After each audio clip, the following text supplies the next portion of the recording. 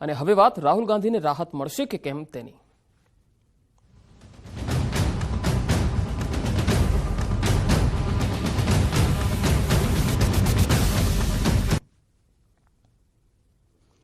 આજે legal team સાથે સુરત પહોંચશે રાહુલ ગાંધી. કોંગ્રેસના દિગ્ગજ નેતાઓની ફોજ પણ સુરતમાં છે. પ્રિયંકા ગાંધી ઉપરાંત કોંગ્રેસ શાસિત રાજ્યના મુખ્યમંત્રીઓ પણ જોડાશે. માનહાનિ કેસના ચુકાદાને કોર્ટમાં પડકારશે. નીચલી કોર્ટના ચુકાદાને સેશન્સ કોર્ટમાં પડકારશે. ચીફ જ્યુડિશિયલ કોર્ટે ફટકારી છે 2 વર્ષની સજા. 23 માર્ચે સુરતની ચીફ જ્યુડિશિયલ કોર્ટે રાહુલ ગાંધીને દોષી ઠેરવી 2 વર્ષની સજા ફટકારી હતી. સાથે જ ઉપલી કોર્ટમાં જવા માટે 30 દિવસનો સમય અપાયો હતો. રાહુલ ગાંધી એરપોર્ટ પર આવશે અને ત્યાંથી સીધા કોર્ટ પહોંચશે. નોંધનીય છે કે ભાજપના ધારાસભ્ય અને ગુજરાતના પૂર્વ મંત્રી પૂર્ણેશ મોદીએ રાહુલ ગાંધી વિરુદ્ધ માનહાનિનો કેસ દાખલ કર્યો હતો. પૂર્ણેશ મોદીએ કહ્યું કે રાહુલે પોતાની ટિપ્પણીથી સમગ્ર મોદી સમુદાયની ગરિમાને ઠેસ પહોંચાડી છે. વાયનાડના લોકસભાના આ સાંસદ રાહુલ ગાંધીએ 2019ની સામાન્ય ચૂંટણીઓ પહેલા કર્ણાટકના કોલારમાં યોજાયેલી જાહેર સભામાં આ બાબતને લગતી ટિપ્પણી કરી હતી.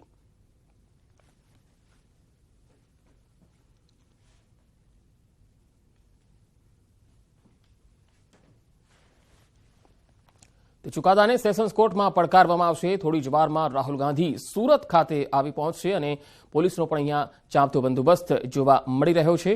રાહુલ ગાંધીને રાહત મળશે કે કેમ તેને લઈને હાલ ચર્ચાઓ થઈ રહી છે. રાહુલ ગાંધી આજે સુરત પહોંચી રહ્યા છે ત્યારે આ તરફ ભાજપે રાહુલ ગાંધી પર શાબ્દિક પ્રહાર કર્યા. પ્રવક્તા સંદીપ પાત્રાએ આક્ષેપ કર્યો છે કે રાહુલે ઓબીસી સમાજનું અપમાન કર્યું છે. સાથે જ આજે સુરતમાં કોંગ્રેસ નેતાઓ નાટક કરશે તેવો પણ આરોપ કર્યો છે.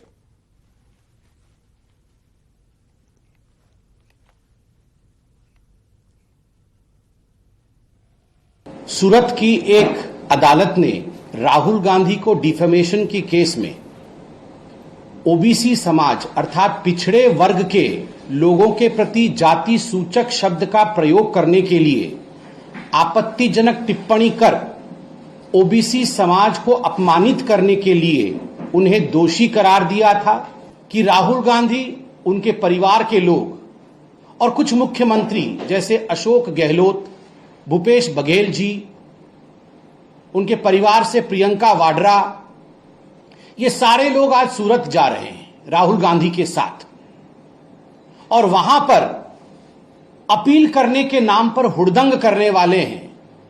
रास्ता रोको, नौटंकी करो, इस प्रकार का एक माहौल गुजरात में कांग्रेस पार्टी और राहुल गांधी जी का परिवार बनाने वाला है. તો કોંગ્રેસના વરિષ્ઠ નેતા અને વકીલ બાબુ માંગુકિયાએ કહ્યું કે રાહુલ ગાંધી દ્વારા નીચલી કોર્ટના ચુકાદાને પડકારવામાં આવશે. સાથે જ સજા મોકૂફી અને દોષી ઠેરવવાના ચુકાદા પર સ્ટે આપવા માટેની અરજી કરાશે.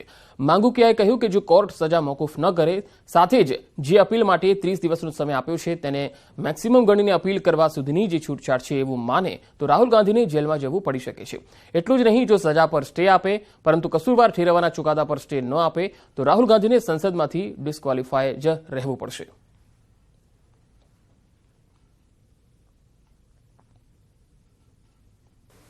અપીલ એ આવ્યા પહેલા દાખલ થઈ શકશે જો વકીલાતમાં બધું તૈયારી હશે. એટલે સવાલ છે રાહુલજીને જ્યારે અપીલ કોર્ટ સાંભળે અને સજા મોકૂફી એટલે કે જે એને 2 વર્ષની સજા કરી છે એ મોકૂફ રાખવાની અરજીની સુનાવણી થાય અને કોર્ટ હુકમ કરે કે તમારી સજા છે આ અપીલ જ્યાં સુધી ન સંભળાય ત્યાં સુધી મોકૂફ કરવામાં આવી છે અને તમને જામીન ઉપર છોડવામાં આવે છે, તો રાહુલજીએ કોર્ટ જે રૂપિયાનું બોન્ડ માગે એ બોન્ડમાં સાઇન કરવી પડે અને જેટલા રૂપિયાનું બોન્ડ હોય એટલા રૂપિયાનો સામાન્ય રીતે શ્યોરિટી માગે એટલે જામીન આપવા પડે. અથવા જો કદાચ કોર્ટ જામીન ના આપે બાબુ કાકા અને જે સજા છે તે યથાવત કોર્ટ રાખે તો આગળની પ્રક્રિયા આખી શું રહેતી હોય છે? 2 વસ્તુ થાય. ધારો કે રાહુલજી પોતે જ એમ કે મારે નથી મોકૂફની અરજી કરવી, જો એ શક્ય નથી તો પોતાને આવવાની જરૂર જ નથી. બીજું કે કોર્ટ સજા મોકૂફ કરવાની ના પાડે. તો અત્યારે અમારી પાસે 2 રસ્તા છે.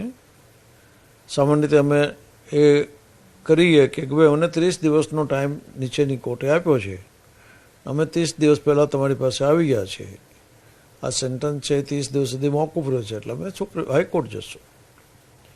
પણ સેશન્સ કોર્ટ એવું પણ લઈએ કે 30 દિવસે મેક્ઝિમમ પીરિયડ છે, તમારી અપીલ થાય ત્યાં સુધીનું તમારી સજા મોકૂફી છે, અને હવે હું સજા મોકૂફ નથી રાખતો તો એ કસ્ટડીમાં લેવાનો પણ હુકમ કરી શકે, તો રાહુલજીએ લાજપોર જેલમાં જવું પડે. આ કેસમાં રાહુલજીને 2 વર્ષની સજાનું મહત્તમ આપ્યું છે, એટલે 2 વર્ષની સજામાં સામાન્ય રીતે અપીલ કોર્ટ છે એ સેન્ટન્સ છે એ સસ્પેન્ડ કરતી. હવે બીજું રહ્યું કન્વિક્શન, તકસીરવાન ઠરાવવું, એટલે કે તમને ગુનેગાર છો એવું હું હોલ્ડ કરું છું, એવું ઠરાવું છું કે તમે ગુનેગાર છો.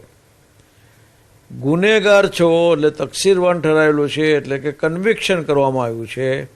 એટલે કન્વિક્શન સસ્પેન્ડ ન કરે તો રાહુલજીનું સભ્યપદ પાછું ન આવે અને એમને ડિસ્ક્વોલિફાય તરીકે રહેવું પડે. તો આજે રાહુલ ગાંધી સુરત કોર્ટમાં અપીલ કરશે. સાંસદ પદ ગુમાવ્યાના 11 દિવસ બાદ કાનૂની પગલાં લેશે. પ્રિયંકા ગાંધી, અશોક ગેહલોત, બધેલ સહિતના નેતાઓ પણ ઉપસ્થિત રહેશે.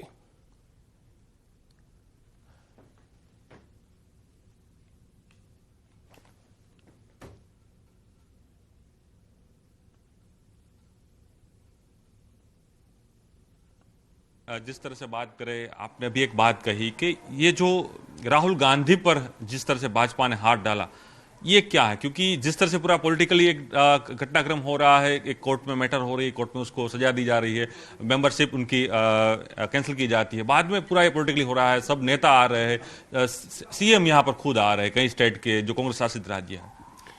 देखिए, लीगल प्रोसीजर पे मैं कोई टिप्पणी नहीं करूंगा, लेकिन आप क्रोनोलॉजी पूरी घटना की समझिए.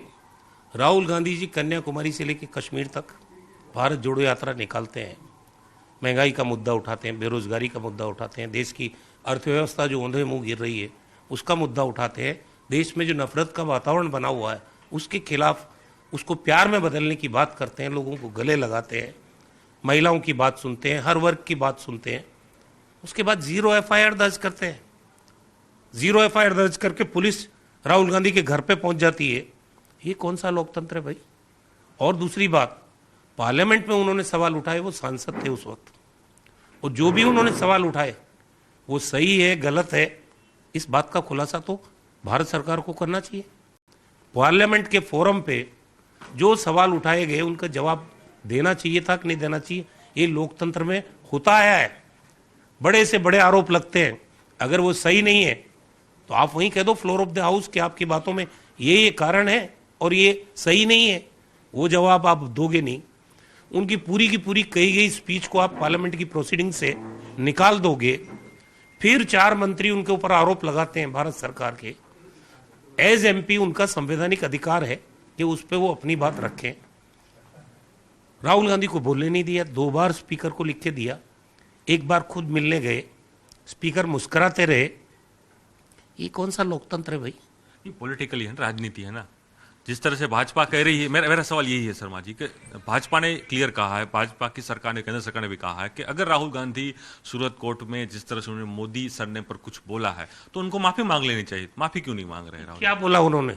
देश का पैसा लेके जो भाग गए ललित मोदी, नीरव मोदी, अगर उनके खिलाफ बोलना गुनाह है और वो भी पब्लिक स्पीच में, देश का पैसा लेके नहीं भागे वो. भारतीय जनता पार्टी इन भगोड़ों को बचाने की राजनीति क्यों कर रही है? अपने गिरेबान में झांक के देखो कि इन भगोड़ों को वापस देश में लाने, और ये पैसा जो, क्योंकि काला धन लाने की बात प्रधानमंत्री ने की थी ना, एक के बाद एक सीरीज में लोग पैसा लूट के देश का चले गए, और कांग्रेस ये कह रही कि ये चोर है.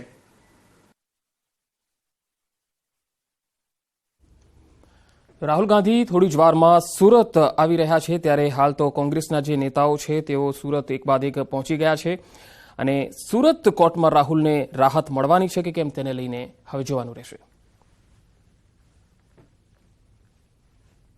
के लिए निकला है तो ऊपर से उनकी बात को सुनना चाहिए, पार्लियामेंट में सुनना चाहिए, उनको बुलाना चाहिए, उनको न्योता देना चाहिए कि आओ हम बैठ के मिल के इस देश के सवालों का हल लाएं.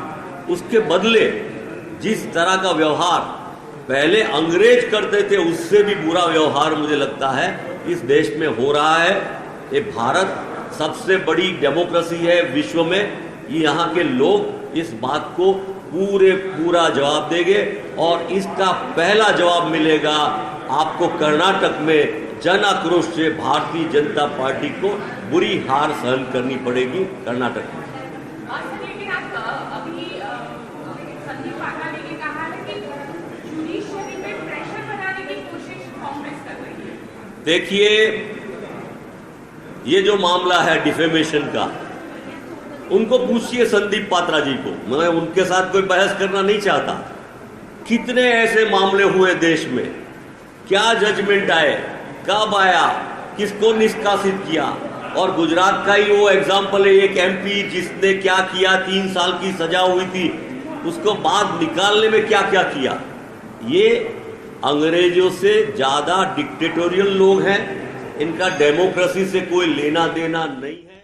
તો ભરતસિંહ સોલંકી જેઓ લાઈવ હતા અને તેમણે જણાવ્યું હતું કે રાહુલ ગાંધીને લઈને જે કેસ દાખલ થયો છે તે ખોટો છે અને જે લોકોએ કેસ કર્યો છે તેના ઉપર તેમણે આક્ષેપ પણ કર્યા। રાજ્યના વધુ સમાચારો પર નજર કરીશું, હાલ રોકાઈશું એક બ્રેક।